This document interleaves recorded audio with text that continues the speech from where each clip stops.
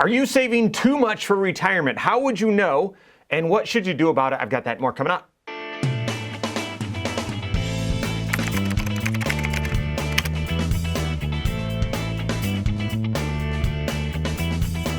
My name is Mike Bernardo, the host of the Wise Money Show. I'm also one of the certified financial planners right here at Korhorn Financial Group. Make sure you hit that subscribe button, turn on notifications, and smash that thumbs up button. Are you saving too much for retirement? It's a very interesting question.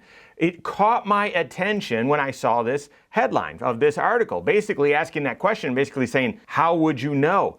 Coming to this conclusion, guys, certainly we've come to this conclusion for lots of folks in the past. It's a great position to be in, but you don't want to draw this conclusion outside of the right context, and you got to be working with the right CFP to know for sure and then know what to do about it. So I'm going to get into that, but the article, the author states that really there's 4 ways that you could sort of tell that maybe you're funding too much towards retirement. And I don't know if I agree with all these guys, so I'm just going to mention them and then I'll get into it. Number 1 is, well, you might be funding too much towards retirement if you can't afford your normal living expenses. I mean, yes, on the surface, that's true. However, normal living expenses, they vary. And some are needs, some are wants, some are discretionary, right? And so do you need a Starbucks every day? The thing that I've got a teenage daughter now. And we were at a softball tournament recently, and I was grabbing a coffee after hitting the treadmill, and she said, hey, will you get me this drink? And after my eye roll, I got it. It was $6. It was $6 for just a fruity, basically lemonade. And so that will never happen again, by the way. So, but is that part of your normal living expenses? So you've got to be careful, because you might actually have taste buds, no pun intended there. You might have taste buds that are a little more expensive than what your means are, and maybe it eats up, more pun unintended, more of your monthly income, and therefore you don't have enough that you're able to save for retirement. So if you try and save too much, you end up feeling the pinch there. So be careful of coming to that conclusion. Second reason the article states is you don't have a financial plan. I think I would agree with this. A lot of times if you're getting your retirement information from the wrong source, it could be, and very likely is, misinformation. The one that really grinds my gears is when you log into your 401k or you get your 401k statement, on the front page or right there, staring at you in the face is, here's what your income will be able to be in retirement. And guys, that is just, there's just more damage than good with that information. And so if you're not doing a full comprehensive 5-factor retirement plan, you're likely getting the wrong conclusion. So you got to be careful if you're not really doing financial planning, drawing the conclusion that, well, I've saved too much for retirement. The third reason that the article states you might be saving too much for retirement is that you're foregoing meaningful experiences and some memories. And here again, I would say that depends. I would, without a doubt, tell you that financial success is often measured in balance. How much balance between today and tomorrow, fun and today's pleasure and delayed gratification, and spending today and saving for tomorrow. The challenge is that I haven't seen a lot of people talk about is, well, over what time period do you define balance? Because if you want balance every day, it's not going to happen. It's not going to work. If you want balance every month, not going to happen, right? And most of us budget on a monthly basis.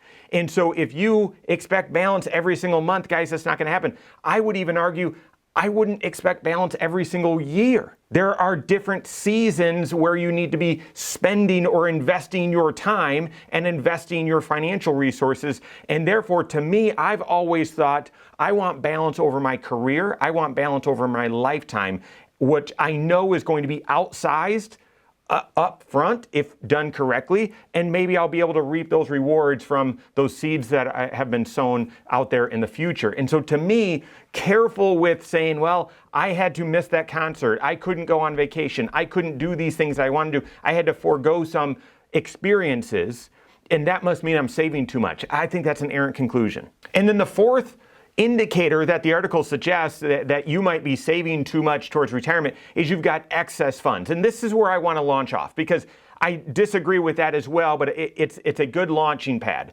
Because in order to know whether you are on track or off track or saving the right amount or too much or too little, you need a 5-factor retirement plan. And guys, done lots of videos on this. If you haven't checked them out, you need to, because you're knowing whether you're on track for retirement or determining if you're on track for retirement really depends on where you stand with 5 key factors. Or Josh Gregory, one of my co-hosts and one of the advisors here, one of my mentors, says these are 5 key decisions. We often don't think they're decisions. We just think, well, this is how much I spend. Well, it's a decision if you get one of these, mocha latte things, whatever, every single day, and it costs a lot of money. That's a choice. And you might say, well, it's just my lifestyle.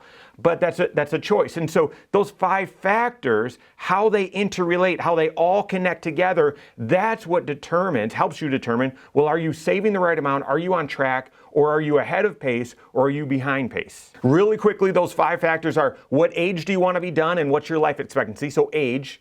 Second is your spending. How much are you going to spend in retirement? So health insurance is part of that, and vacations, trips, those sorts of things. Taxes is part of that. Inflation assumptions part of that. All that in that spending. Third is, what are your income sources in retirement? So how are you going to optimize Social Security? Will you have other sources of income like a pension? Will you work part-time? Those sorts of things. The fourth is, how much do you already have saved up for retirement?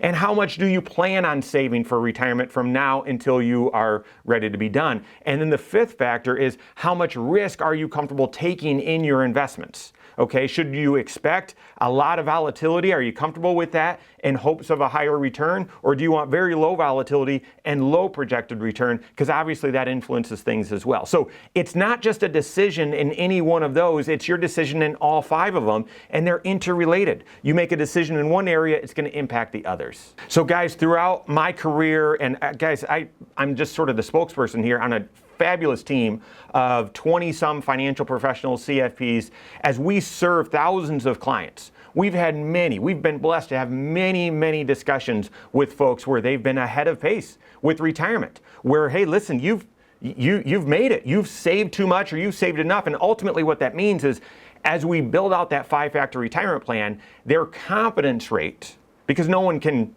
fully predict the future, right? So it's a Monte Carlo analysis, some geeky stuff, different stress testing and so on. But if that confidence rate is 90% or higher, technically you've over-sacrificed. And we've had the great pleasure of communicating to lots of goal-oriented, hard-working individuals that, hey, your confidence rate for your plan is at 92%, or it's at 99%, or it's at 94%. You're above really the threshold of where you need to be. But we approach that. We never are shy about sharing that, because people, love to hear it, and we're doing planning, and so you need to know where you stand with your goal. But I'd be very cautious, and we're very cautious about saying, well, all right, so you can just stop whatever you're doing. You don't want to be up here at 90. You want to get down to 80 or 82 or something like that. And here's why. Things can change very, very, very quickly. And here's a few of them, and you already know this, right? But your health could change very quickly. Josh Gregory, who I already mentioned, he looked at studies and so on and said, on average, people retire a couple years sooner than what they had originally planned. And it's not because, oh, see, I made it. It's typically because of a health change for them, a family member, or a job change, right? And so if you're suddenly forced to change jobs or maybe need to stop working or reduce hours because of some of these unknown circumstances, wouldn't you want to be more prepared, right? A lot of financial planning is having as many options as possible. So yeah, I'm happy. I enjoy what I do, and I'm happy to work until 65 and get on Medicare. But then something changes at 64 and you're able to be done early. So you could have a health change or a job change, but you're prepared ahead of time. And therefore, I would hate to have you back off on what you're doing because you think you've got excess, you're saving too much, and then all of a sudden you're bombarded with that surprise. Obviously, we know the markets can change very, very quickly. Oh, yep, I've saved up enough and I'm ahead of pace, and then all of a sudden the stock market drops 25%. And hopefully you're more insulated from that because you've got more diversification, multiple strategies. But even like in 2022, where we saw bonds have their worst year since the index was even started, right? So you've got a little bit of cushion there. What about changes to Social Security? We're all, on heightened awareness about that. Social Security will change over the next 10 years. We just don't know how. Likely it will involve higher taxes. Will they reduce benefits, cut benefits? Will they means test? We don't know, right? But being ahead of pace gives you more flexibility with that. What about health insurance cost changes? For as much attention as Social Security gets, Medicare gets very little, but Medicare is sorely underfunded, and it's already pushing and applying some pressure on the entire healthcare industry and healthcare system.